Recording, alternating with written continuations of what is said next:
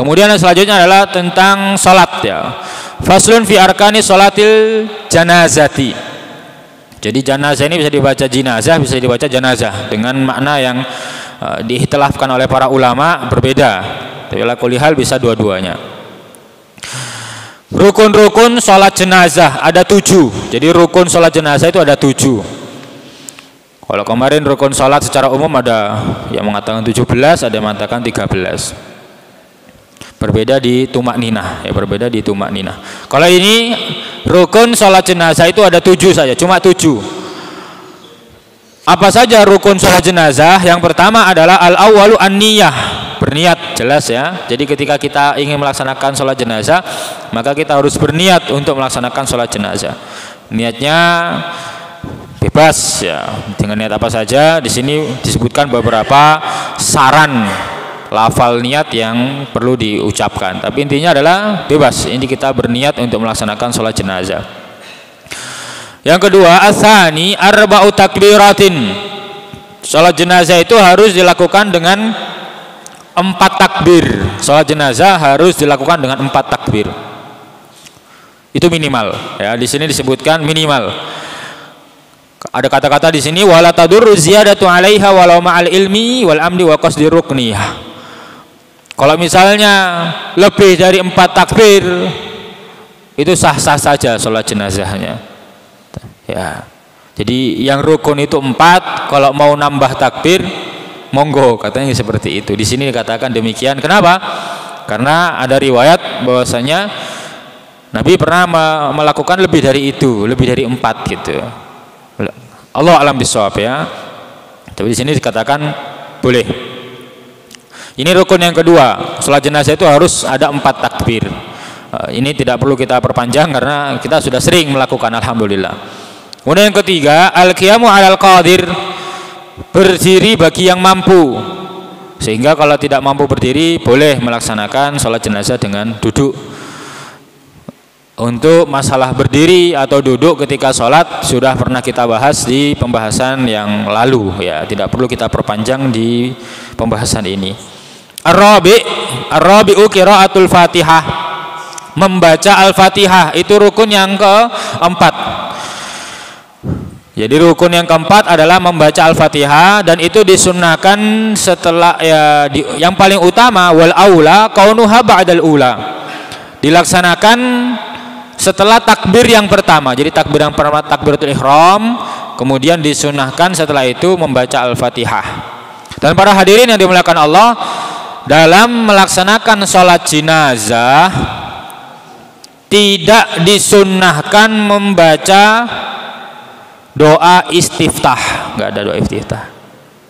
Dan juga membaca surat nggak ada, cukup membaca Al-Fatihah. Jadi ketika kita sholat jenazah, Allahu Akbar langsung Bismillahirrahmanirrahim, Alhamdulillahirabbil alamin, dan seterusnya. Tidak perlu Allahumma ba'id baini, tidak perlu Allahu Akbar kabira walhamdulillah, enggak perlu. Jadi kita ketika sholat jenazah tidak perlu istiftah, enggak ada sunnahnya. Enggak ada sunnahnya. Dalam kitab Kasifatus saja disebutkan latusan, tidak disunnahkan membaca istiftah ketika sholat jenazah. Langsung Al-Fatihah, dan disunahkan baca amin ya, ta'awud, bismillah, Al-Fatihah sampai akhir, kemudian membaca amin sendiri-sendiri. Jadi bacaan dalam sholat jenazah itu sir, meskipun dilakukan di malam hari itu tetap sir, tidak jahar. Sunnahnya demikian, sunnahnya demikian. Karena kalau kita lihat sholat yang kita lakukan, sholat yang dikerjakan di malam hari itu disunahkan untuk jahar, kan gitu. Subuh kan masih ada sisa-sisa malamnya, maghrib, isya itu sunnahnya jahar. Tetapi sholat jenazah meskipun kita lakukan di malam hari itu tetap sir. Jadi nggak ada sholat jenazah alhamdulillah mami sopo kan itu, mesti orang mocoy kan itu ya. Jadi sunnahnya itu sir, disunahkan sir. Itu sholat jenazah. Kemudian rukun yang kelima setelah Al-Fatihah tadi, rukun yang kelima adalah as-salatu ala Nabi sallallahu alaihi wasallam ba'da tsaniyah, membaca sholawat kepada Rasulullah di takbir yang kedua. Takbir yang kedua membaca sholawat. Takbir yang pertama membaca Al-Fatihah. Takbir yang kedua membaca sholawat. Paling minimal sholawat itu sebagaimana sudah kita bahas di rukun sholat adalah Allahumma sholli ala Muhammad. Allahumma sholli ala Muhammad ya. Empat kata paling minimal itu. Jadi takbir ketiga Allahumma sholli ala, takbir yang kedua Allahumma sholli ala Muhammad. Sudah. Itu paling minimal. Kalau mau yang sempurna ya sholawat Ibrahimiyah yang ala ali Ibrahim kama barakta ala Ibrahim, itu yang paling sempurna. Sholawat ketika dibaca ketika sholat itu pakai itu.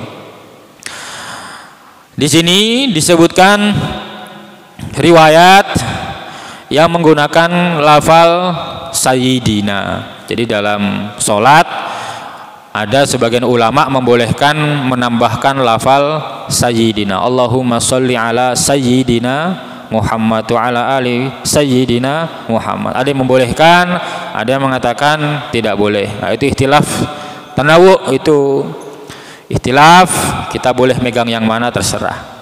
Gak perlu kita saling menyesatkan, nggak perlu, nggak sampai segitu.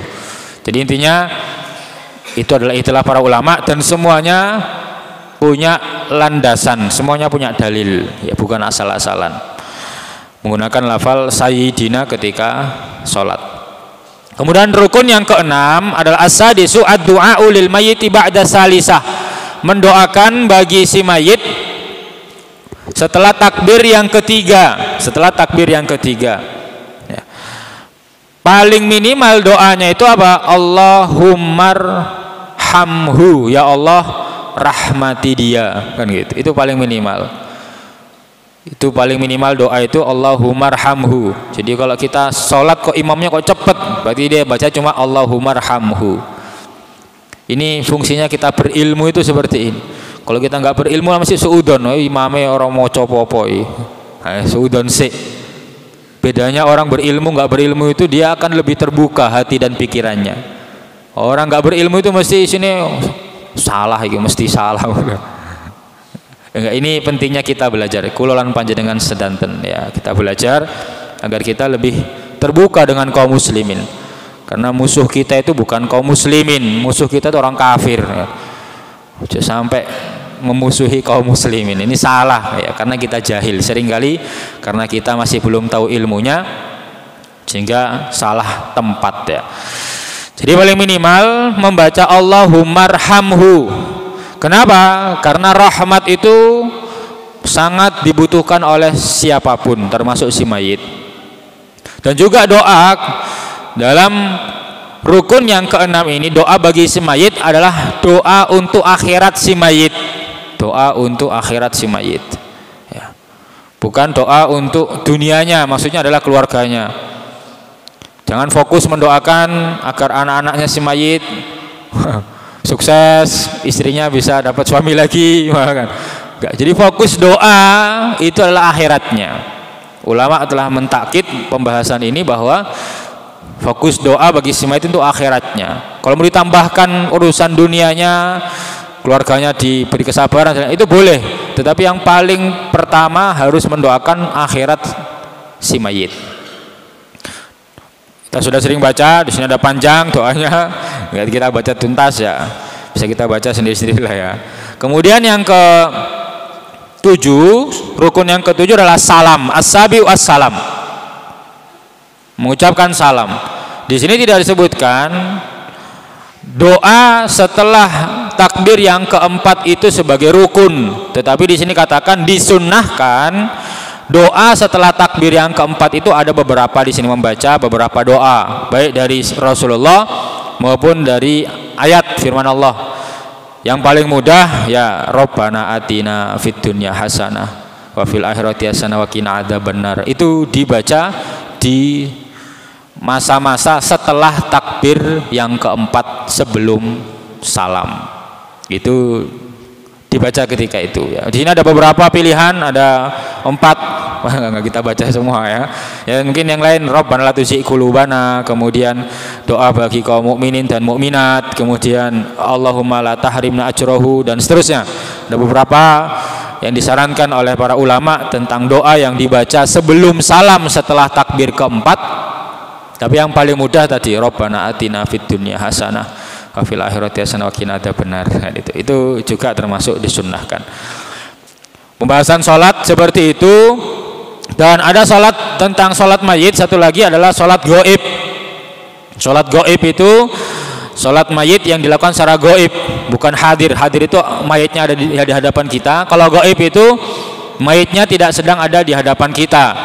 Dan ini pernah dilakukan oleh Rasulullah ketika Raja Najasyi meninggal. Ketika Rasulullah mendengar Raja Najasyi wafat, maka Rasulullah menyolatkan Raja Najasyi karena beliau seorang muslim. Meskipun Raja Najasyi ada di Habasyah, jauh, beliau di Madinah, Raja Najasyi di Habasyah, tapi Rasulullah mensolatkan, itu boleh. Jadi misal kita mendengar ada seorang ulama wafat, tapi kalau di sini sepertinya nggak lazim ya, kalau di Sedayu nggak lazim. Jadi kumpul, nggak ada mayatnya, di mayite nang Saudi kita sholat, nggak, jarang Pak ya. Kok saya jarang nemu ya? Mungkin pernah sesekali 2 kali, tapi jarang. Kalau kami dulu di pondok sering. Jadi biasanya wali santri, wali dari teman kami wafat atau keluarganya yang di luar kota, di luar Jawa, kan nggak mungkin kita ke sana semua. Kita sebagai bentuk seorang muslim mendoakan, maka kita laksanakan sholat ya, dipimpin seperti sholat biasa. Mayitnya nggak ada, jadi kita doakan, kita sholat. Sebelum sholat imam mengumumkan kita akan sholat jenazah untuk si fulan, jadi nanti diniatkan doanya untuk si fulan. Itu boleh, itu boleh, tidak ada batas minimal jarak ya, tidak ada batas minimal. Kalau di sini katakan, kalau di kitab Kasyifatus saja, yang penting di luar daerahnya, meskipun belum sampai masa fatul qasri, meskipun belum sejauh jarak boleh qasar atau 80 kilo, nggak apa-apa. Misal kita punya keluarga yang di Gresik meninggal, kan belum sampai 80 kilo, boleh kita sholat jenazah di sini karena kita nggak sempat ke sana. Nggak, ini ilmu yang penting. Misalnya ada isu-isu corona lagi gitu ya. Kita kan jauh, nggak boleh datang. Kita boleh dari tempat kita sholat berjamaah di rumah, menyolatkan meskipun mayatnya nggak ada di depan kita. Itu namanya sholat jenazah li ghaib bagi yang tidak hadir di situ. Sama, tata caranya sama. Jadi jenazah ketika disolatkan itu tidak harus hadir di depan kita. Dan juga sholat jenazah ini adalah satu-satunya sholat yang boleh dikerjakan di kuburan ya. Boleh sholat jenazah di kuburan. Kita datang ke kuburan, menyolatkan jenazah di situ boleh ya. Karena apa? Salah satu hikmah yang disebutkan oleh para ulama, kenapa Rasulullah melakukan sholat jenazah di kuburan, karena memang sholat jenazah ini tidak ada rukuk dan sujud, tidak ada rukuk dan sujud. Karena rukuk dan sujud itu hanya kepada Allah, tidak boleh ada kepada yang lain. Karena dikhawatirkan kalau rukuk dan sujud di kuburan ada orang-orang yang salah paham, kan gitu. Misalnya ada ustadz jenggoten kiai di kuburan sholat ya, di kuburan Masjid Agung itu kan, orang lewat, orang awam, oleh toh sholat nang kuburan, rukuk sujud kan gitu. Orang jadi itu sudah diantisipasi oleh Rasulullah sejak zaman dulu kan itu. Emang karena syariat itu dari Allah. Jadi khusus sholat jenazah karena tidak ada rukuk dan sujudnya, maka dia dibolehkan dilaksanakan di kuburan. Karena Rasulullah pernah melakukan hal yang demikian. Itu tentang sholat jenazah.